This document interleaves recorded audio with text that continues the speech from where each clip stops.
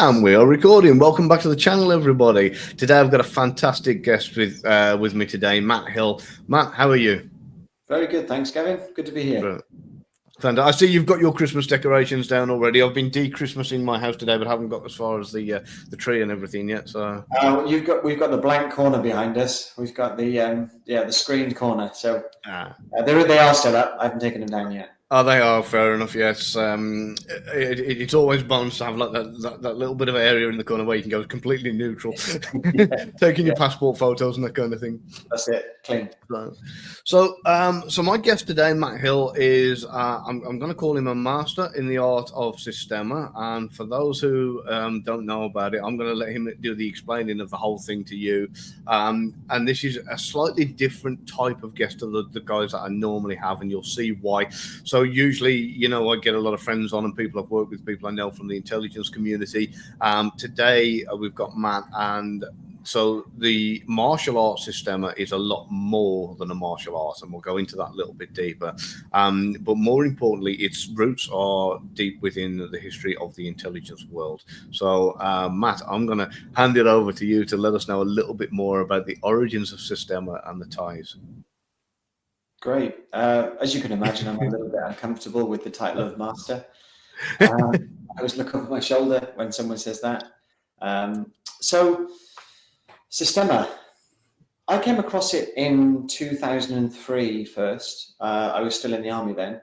And I used to get a newsletter from a guy called Stanley Pranin. I'd lived in Japan at an Aikido dojo before my army service.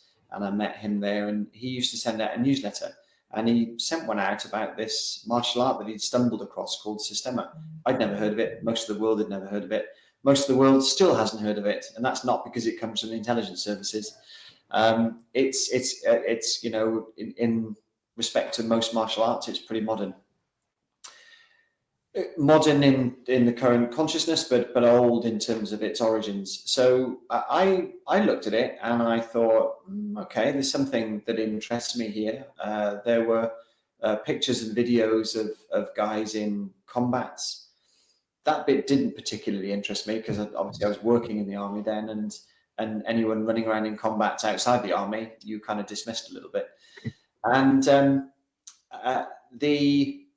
the things that did really interest me were the similarities it had with Aikido. I was a fifth dan in Aikido, so I'd done a fair bit of that, and as I said, lived in Japan for a couple of years.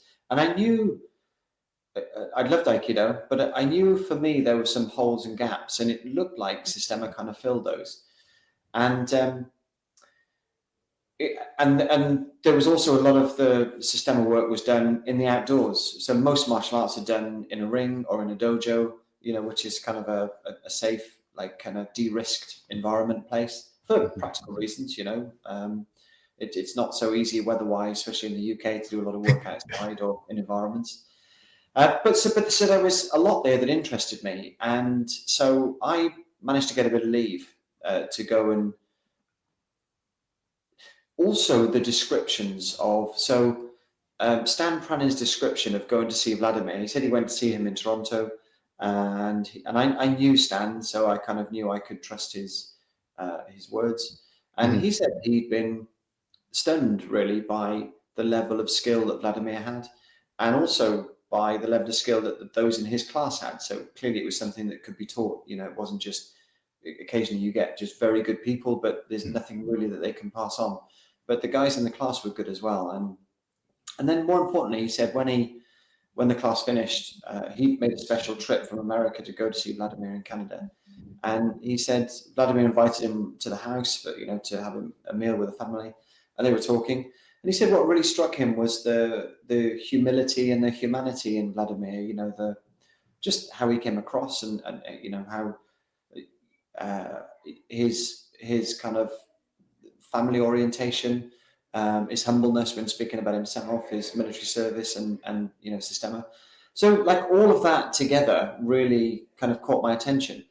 And then I read this while I was still in the army, and I had a bit of leave coming, so I managed to get some leave to go and see Mikhail and Vladimir in London. They were doing a seminar, and I went, and maybe we'll come back to these. I had a couple of quite profound experiences, but there was enough there that made me think there's something really interesting here. Lots of it I didn't understand, didn't get, and I've been around martial arts a long time. You know, I boxed in the army, and I'd done martial arts since I was like 12, and I pretended to do martial arts since I was much younger than that.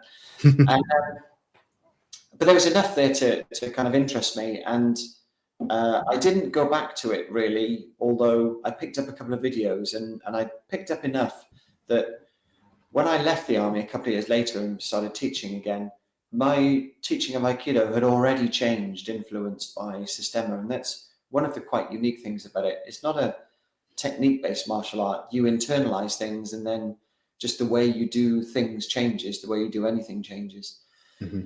And then a few years after that, I went and had a deeper introduction to it. I went and did a week-long course in the forests of Canada with Vladimir. And when I came back, I knew that was the new path that I was going to take. It took another year to solidify that decision. But yeah, from that was 2014. And from that point on, I've been teaching professionally ever since. But the roots of, so to get to answering that, that's how I found Systema. To get to answering your question, you know, what is Systema? It's a Russian martial art. The roots of it go back 10 centuries, so it's at least as old as the Japanese ones. And you know, the more you do it, although it's on the surface simple, there's no techniques. Obviously, they teach you how to make a fist and how to punch and how to fall, how to roll, those sort of things. But there's in the way of a traditional martial art, there's no set of techniques you have to learn to pass different gradings. There are no gradings. You're either a trainer, a practitioner, or you're an instructor in training. They're the only three levels in it, really. And there are four principles. So through every activity you do or each thing you do, you're looking at your breathing, your natural movement. So how much your movement is affected by stress or tension in your body, your posture, and the level of relaxation, tension versus relaxation in the body. And really, you're just paying attention to those four things, and then doing different activities and, you know, working different drills to understand how those change under pressure, how to keep coming back to them, and how to find a natural response and a natural solution to different situations. Yeah, absolutely love it. It's definitely something that has interested me for many years, and I've seen guys that have used this, and I've had it used on me in training. So it was something that was really interesting, and like you say, going back to the time when it was used in the Cold War by the likes of the Smersh back then. By the time you were aware of it, it was too late. You know, and that's pretty much how it was with me. You know. By the time you've realised what's happening, you know, there's something over your head, you're tie wrapped and bundled into the back of a van, kind of thing. Yeah. Right. Yeah. And that's a lot of people do Systema. So there's a lot of different reasons you can do Systema. It's quite a broad and deep martial art. You know, it's not purely about combat, fighting, self-defense, survival, escaping situations, although it's the best thing I've come across. For those, although the caveat with that is, you know, if you want to use it for fighting or for MMA, you need to be spending a lot of time and narrowing all your focus in on that element of it, you know, and going in the ring and sparring and stuff like that. And in my experience, most people in Systema aren't doing it for that reason. But lots of people then do it for just health and fitness. So, you know, moving naturally, isn't moving in a contrived way, and often like moving unnaturally can lead to strains and stresses on your body and damage to your body. Whereas moving naturally with your breath has the opposite effect. Actually, it kind of heals your body, and rather than breaking your body down, you know, or wearing your body down, training session in Systema, you feel built after it. You feel fuller. You feel more relaxed, calmer, and more energized. It's a funny thing you sort of get used to over time, and then miss when you don't do it for a while. So Yeah. a lot of people do it for health, healing, restoration, and general fitness. A lot of people just love martial arts, but kind of get to a stage where with their bodies, they're kind of a bit broken, or kind of get into an age where they don't want to, roll around competitively with guys much younger, or girls much younger. So, but they enjoy that process of discovery that you have when you're doing something like a martial art, and there's like a physical problem solving to it, because it's meant to come from natural movement. Often you're surprised by the response you have to a situation, or the way that you solve the problem. And some problems are solved quick, some problems take a bit longer, but it's like a moving problem solving activity, if you like. And then other people do it for stress management, to manage their emotions, their stresses, and because it's so linked to your breath and also the idea of natural movement. The thing that stress does very quickly is it takes away your breath, introduces tension and to the body, and that changes, the little things, the way you move, the way you act, the way you speak, the way you look, your body language, your tension. So you become acutely aware of the effect it has on those things. And, obviously nowadays in Systema, the vast majority of people aren't doing it to be able to move unnoticed through life and in situations. But that same process helps you to understand where stress is entering the body and how to release it and let it go, and kind of restore yourself back to normal kind of systemic running. Yeah, and I absolutely love that whole the natural movement thing, and we'll differentiate in a moment, if it's okay with you, the difference between that and other martial arts, shall we say, that are more flappy, all over the place kind of movements, and the reasons behind it. What I want to do really quickly, I just want to tease everybody with a jungle trip that you've got coming up, and I just want to let everybody know that we're going to be discussing that in a short while, which is something that we're going to get to. But yeah, if we go back to the kind of the idea of the origins of this for a moment, where this was used, and the concept of this was to be used in a way where in a crowded room it wasn't noticed. You weren't, like a flapping bird up the corner.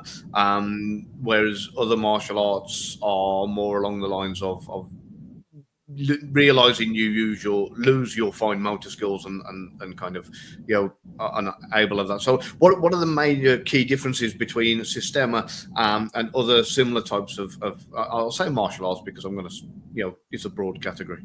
Yeah. Well, there's a couple of things there, I guess. So firstly, lots of martial arts today are a show.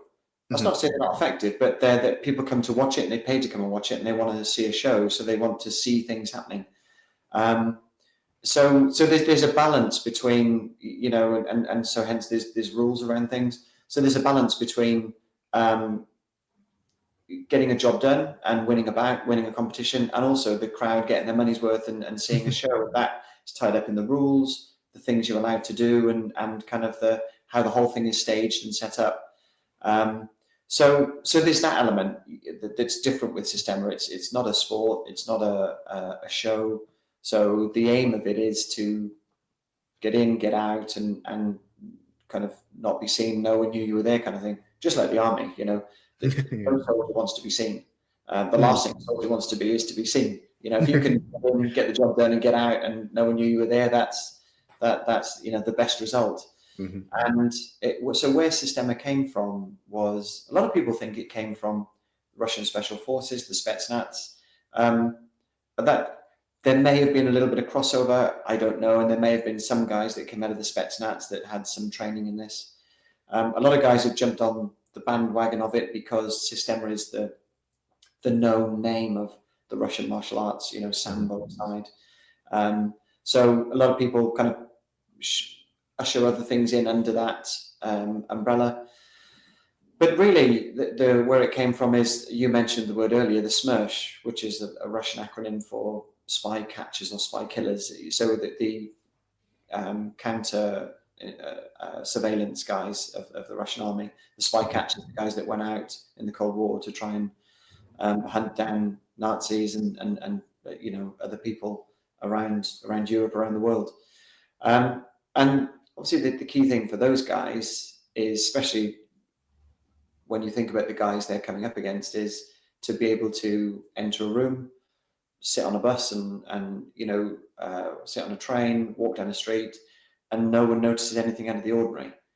And then when the time comes to bundle someone in the back of a car, take them into a building, whatever, until the very last moment, that the person's completely unaware that they've been maybe followed for a week, 2 weeks, a month, an hour, and then it comes as a complete surprise. And also, if there are other people around, that it's done without shouts and screams and jumps and spins and things, that it's kind of done very matter-of-factly, almost in a way that it looks accidental, professional, but accidental,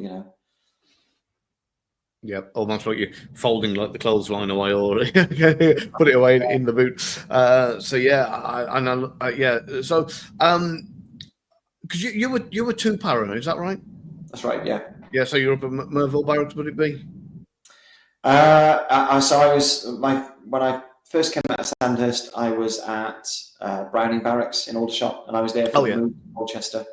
Oh, you went to Colchester.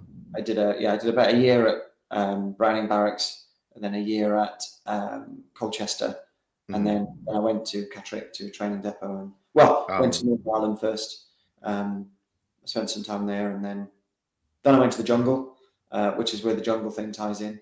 And I came back and went to Catterick as a training platoon commander. Yeah, I've spent a bit of time up in Colchester for different reasons here and there, but that's a story for another day. Well, I'm glad you hit on the jungle thing, and we will come back to 1 or 2 bits and pieces to do with martial arts in a little while. But I want to talk about this jungle trip that you've got coming up. When's the date for this? So it's the 3rd of March. 3rd of March. Yeah. So there'll still be time for people to perhaps jump on this one.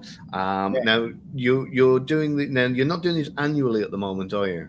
I do it about every 18 months. So this will be the 4th one. Brilliant. So I'm going to kind of we've teased everybody for long enough. I'll let you tell everybody a little bit about the history of where this originated and what's on offer now and how they can get involved if they like the idea of it. Yeah, well, very quickly. So I did my jungle warfare instructors course in Brunei with 2 para, and I absolutely loved it. As a kid, I always loved.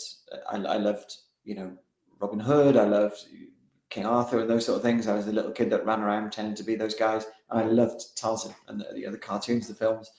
And I always had this romantic view of the jungle. I kind of forgot that when I joined the army. When you join the army, you're not doing things for the fun of things. It's a job, and you've got to do it well. So there's pressure and stuff.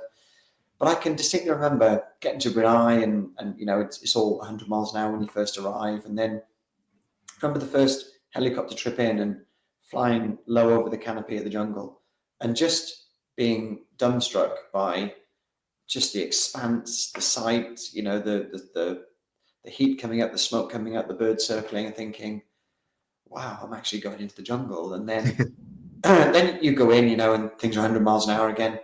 And then I can remember being on a patrol at one point, and we were walking down this stream, and it opened out, and there was this just amazing jungle vista of the trees that go on forever, and a little waterfall next to me. And I just remember stopping thinking, wow, this is just how I imagined it would be. The sights, the sounds, the smells, just the majesty of it. And I loved it. And some people hated the jungle. For me, of all the theatres I operated in, that was my favourite, the one that was most comfortable for me by a country mile. I loved it. And I came back, and then with 2 para, then we went to Belize. So I did 2 jungle tours while I was in the army. And then when I came out, I didn't do well. When I first came out of the army, the last thing I wanted to do was put back and go walking anywhere. For about 4 or 5 years, I think I just had no interest in walking around the halls because they just signified pain while you're in the army. But then I can remember about 4 years after being out, we had some dogs, and I just woke up one morning and thought, I'd love to just put a pack on my back and go for a walk, take some rations and a tarp, and just go for a walk and have a nap. And I did it, and I absolutely loved it. Just the freedom and the non-tactical side of it. I could just relax and I came back and told a few guys. I was teaching Aikido then, and told a few guys about it in the club, and a couple of them were ex-army, and they said, "Oh, I would love to do that." I always said to myself while I was in the army that I do just go out non-tac, without just enjoying the countryside, without the pressure of being on stag and stuff like that. And so I started that small. I think 6 or 8 came the first time, and then 10, 12 the second time, and it became an annual thing that people wanted to do. And then with Systema, that grew even bigger because most of Systema is really these things were developed in the outdoors. They were developed in fields, in woods, forests, hills, wherever. And so Systema really lent itself to those things. And this it worked well with Aikido, but it works even better with Systema because there's so much you do, like with night training, sense deprivation, building your sensitivity to move at night, and so many, and testing the skills on different terrains, in water, on hillsides, on rocks, in trees, you using the environment to your advantage and things. And it's interesting and fun and practical, and lots of variety to it. And but I also incorporated some like basic army skills and just basic bushcraft skills. So generally everyone sleeps in a hammock and a tarp. You have to in the jungle anyway. But I before we went to the jungle, I would be talking about how to get a fire going, or how to set your sleeping area up so that it keeps you dry and warm. And I'd say in a temperate climate like the UK, those things maybe aren't so crucial. But if you go to an extreme environment like the Arctic or the desert or the jungle, those things really matter. You can start to go downhill fast. And so I talk about it, and then I tell a few stories from the jungle or whatever. And eventually a few people said, would you ever consider taking a group to the jungle? Guys that had been on the camps and things that I'd done in the UK and Sweden. And when they first said it, I was like, well, maybe, but inside I was thinking, no way. 20 odd guys or girls in the jungle, and bring them out safely, be responsible for bringing them out safely. But then kind of people pushed, and a really good friend of mine cornered me one day, and he was a carpenter and he'd done some work at the house, and I he'd done it, and I said, okay, what do I owe you? And he said, no, nothing. I said, no, come on, what do I owe you? And he said, no, nothing, but you're taking us to the jungle next year.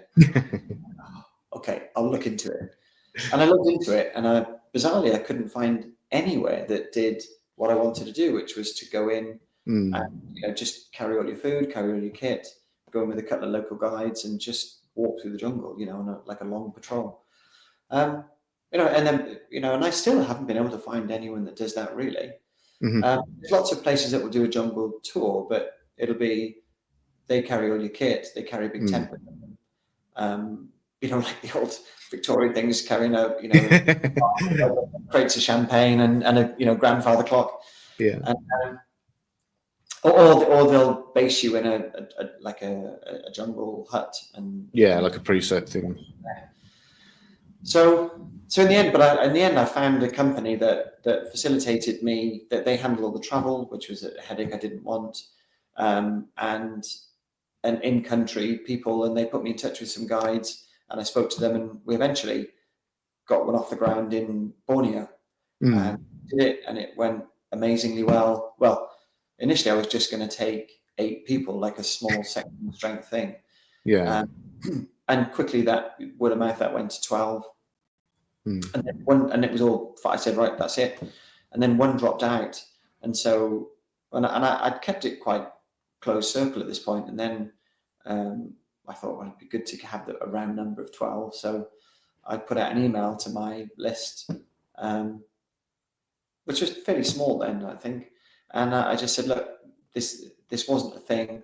I haven't told anyone about it, but I'm doing this thing to the jungle. This is what we're doing. If anyone's interested, we've just lost, the person to this one space, and interested, let me know. And like overnight I had like 80 something emails. Like, blimey, okay. And that shook out to, I think I took an extra 8 people. So I think we ended up taking 16 on the first one. Wow. And it went really well, and it became a thing. So yeah, first one was Borneo, second one was Guatemala, third one was India, and then this one now is Cambodia. And yeah, we've got everything I've wanted to get on the others but wasn't able to get. So we've got for the first time, a helicopter insertion. Wow. Takes us to the top of a mountain, drops us off, and then we walk down into the jungle and take in the rivers and waterfalls and things, and then we kind of do a big circle and make our way back to the top of the mountain, and then it's motorbikes back down, locals driving, and then short bus ride, then a speedboat across to one of the Ko Islands, small island, for a bit of R&R at the end. So yeah, it's kind of got the lot, really. Yeah, it sounds absolutely amazing. I mean, there's so much that you can learn, not just like there's things you can learn, the skills you can learn about doing it, the reality of living it. There's not just the skills, but how much you can learn about yourself. There's the well-being side of it. There's just so much that is packed into this. I can see so many advantages for people taking part in this. Yeah, it's all that, and even the commitment to go takes a bit for some people. Just like thinking, am I going to be able to do it? I don't want to let people down, because once you're in, you're in. Barring medical emergency, you're in. But it's doable. But so there's the preparation phase where you learn new skills and you get, because obviously you need to have those skills before you go in. Exactly. There's no rocket science about it, and anyone can build those skills. It's just knowing them. So we do a bit of a training period. There's a fitness plan that goes with it. Obviously, kit list, you start to understand what's needed for something like that. And that's pretty transferable across most terrains, really. You just may change the clothing, just temperature. And then you've got the excitement, the build up to it. And it's, it really is. It's like a lifetime memory. Most people outside of the army would never do, and even people in the army don't do it quite the way we do it. No, that's right. Operating and being, on tactical. So. And then you go kind of from the time in the jungle when you get to the R&R period. Now that's a different end of the spectrum, I believe. Is that right? Is that more of a that's more luxury. So you go from as basic as you can get to be able to survive and be comfortable. I mean, we don't make our own shelters, because that would just take too long if you're moving each day. So everyone carries a hammock and a tarp, a little cooker, so you cook your own food and meals, and you sort your own sleeping space out. There's a lot of support from people around you and the local guards, who kind of ensure route checking and safety and stuff like that. And they're always armed. So you go from that, where you're as close to nature as you can probably get, as as close to wild as you'll ever get in your life. Literally, some nights you're cutting out your bedroom from the bushes and the brambles and trees and things, and you're sleeping in this little spot you've cleared, and right on your shoulder is wild.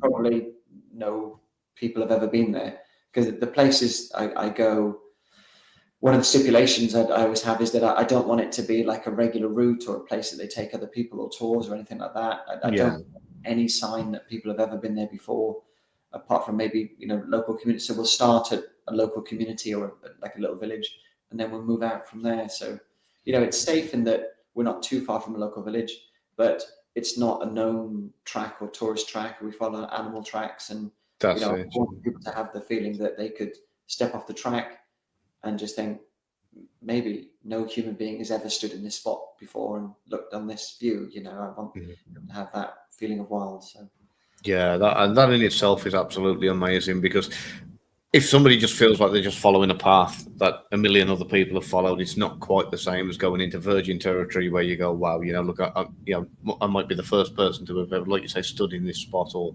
whatever the case may be. So, and of course, so what I'll do, if you give me all the links that I need for your website, I think I've got them anyway. I'll put them in the show notes beneath. But for anybody who's interested, where's the best place for them to try and contact you or to find you? So through the website, I'll put my email and a number on the bottom when we put the show notes in. But yeah, get in touch we'll have a conversation. Obviously, it needs to be a fit both ways. I know the group, and pretty quickly, I kind of through talking, I'll know kind of if it's a good fit. Generally, it is.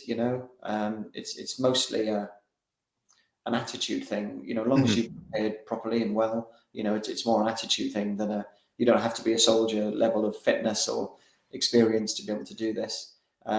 We always take first timers to the jungle, sometimes first timers to hiking, even apart from the preparation they've done beforehand. Men, ladies, people, well over 60. So yeah, in fact, we've got quite a few people in the mid-60s coming on this one. Brilliant. Wow, that's fantastic. I think the thing I'd add as well is that the adventure and the thrill and the excitement is one thing, and the experience of a lifetime and the skills you get is huge. But it's that rare thing in today's life where you de-assimilate from the cyber hive. You go on and there's no phone signal, no internet signal, and you just you're kind of as nature intended. Sounds like bliss. And complete disconnection from the cyber world.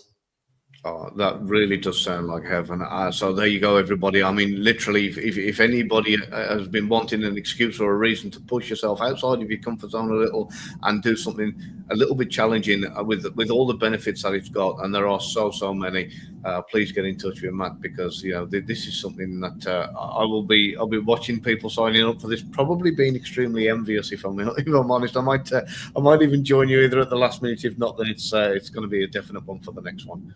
Brilliant. So, right, what we'll do, we'll wrap up a little bit talking about Spetznaz, about Systema now. And what I want to do, I want to go back to that because of the fact that this is more than a martial art, and I know I've discussed this before, and I know we touched on it briefly, but it's a means. It's almost a lifestyle. It's everything, like you say, from your movement to your health to being able to defend yourself, being able to operate better. There's so much involved in this, so it's not just a martial art. So for anybody who is interested in this and the benefits it has to offer, again, please get in touch with Matt. I'm going to give people a little bit of information here now with the Secret Service in the US that are it's their job to look after the President of the United States of America. They have the pick of all the different martial arts in the world to choose from, and they choose to train their guys in Systema. Now if out of all the martial arts that are out there, and that's the one they pick to look after the President of the United States, that should tell you enough that you need to know about this martial art to be able to kind of say, okay, there has to be a reason. And I'm sure Matt can probably tell you first, and there is a long list of reasons. I've summarized them, but yeah, we talked about it because we talked about the fact that I do body language, and we mentioned this, didn't we, Matt, when we were talking last about like the kind of the things that you notice and the things that a lot of people are probably even unaware of with movement patterns. Yeah. So if I take that point first, I think because in Systema you often and it was the first time I'd heard quite a few of these concepts, and they intuitively make sense. Your fear of a situation or your tension in a situation it can block you and lock you, can lock you up. It's part of the freeze mechanism. And that's a survival tool. Very effective in some situations to, when there's no chance of fighting or running away from the threat, then to completely freeze and hope that you're not noticed is a useful survival tool. Otherwise, it wouldn't be part of our makeup. But these days, there's drawbacks to that and health drawbacks to that. So if that is some people's default mechanism, Systema teaches you to recognize that, become aware of it, and start to be able to override it, to unlock yourself, to unthaw yourself, if you like, to remove your tension. And of course, tension doesn't just come in physical threat situations. That kind of freeze mechanism can come anytime. You get an email in, or you get some bad news in, and your breath catches and you tense up a little bit, and Yeah. micro doses of that throughout the day can build to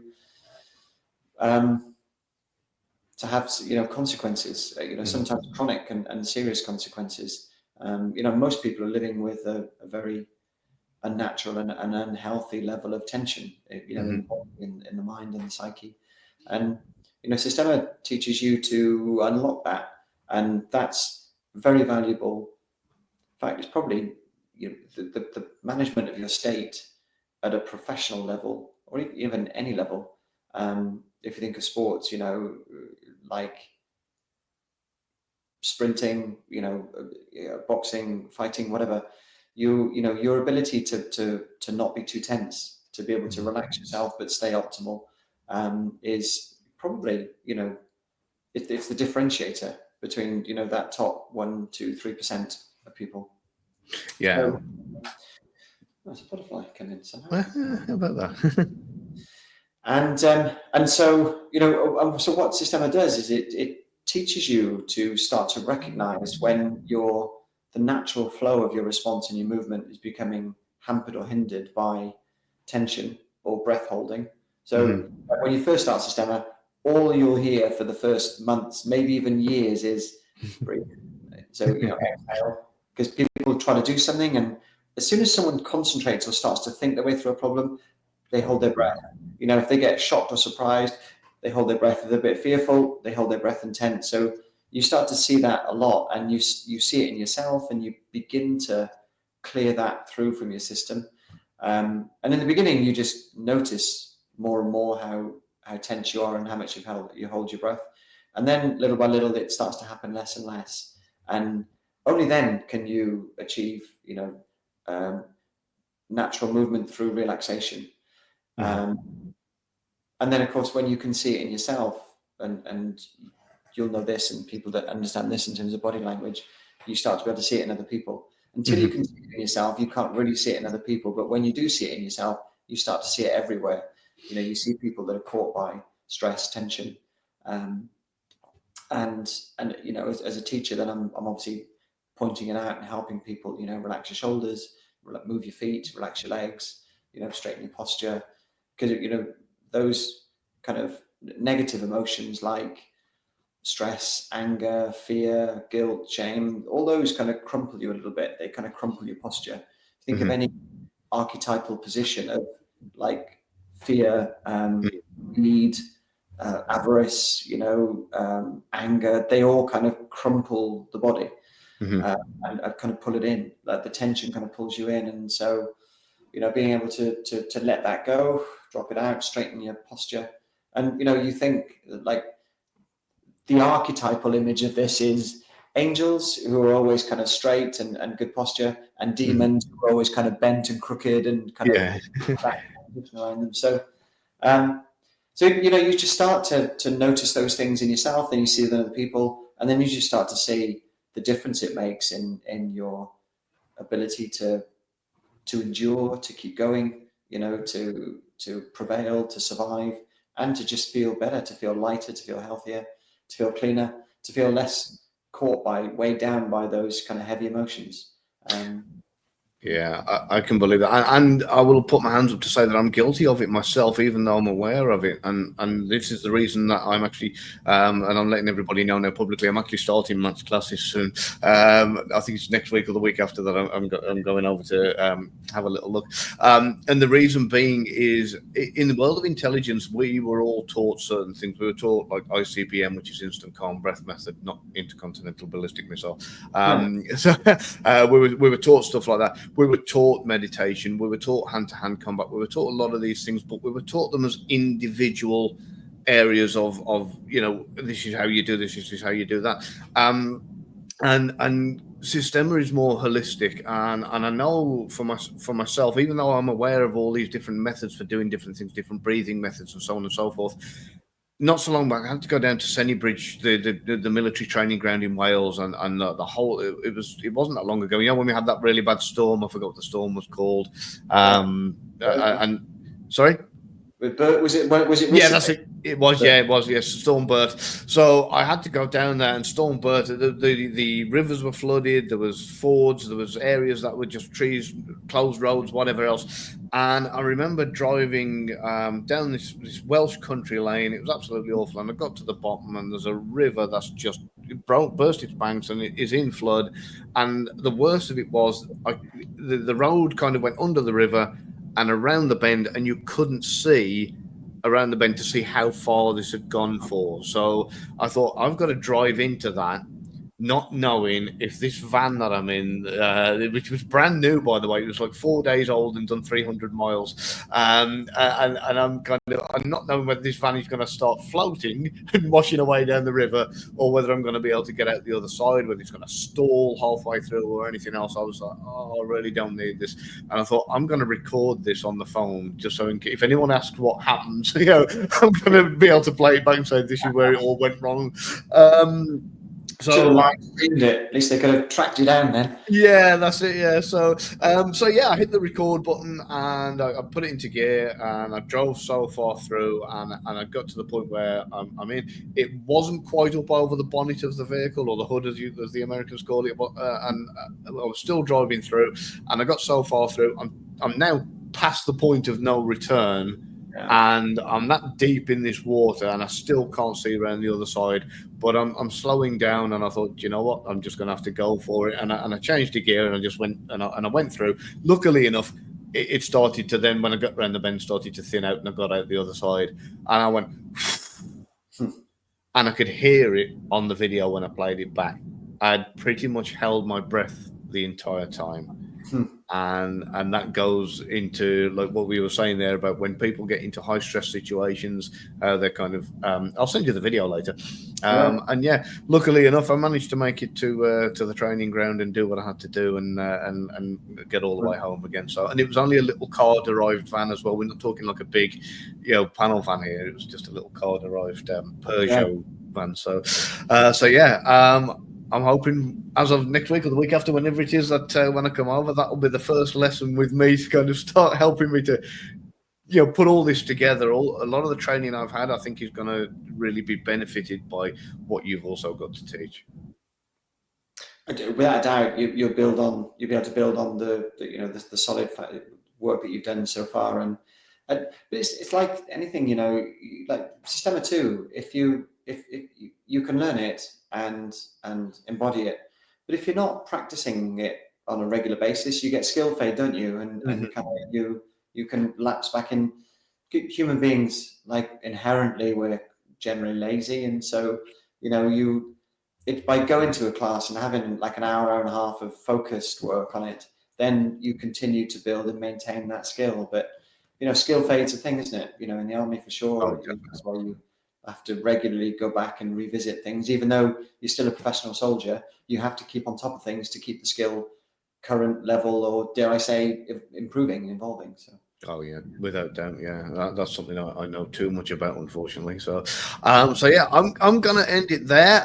But you are based down in the southwest of England, not too far away from me. So if anybody is interested, please check out Matt's website. We'll put all the links in the show notes, and give him a shout and get in touch. And I'm hoping that you get a few calls, and at the same time, if we get a few people coming along on the jungle visit, that'd be great.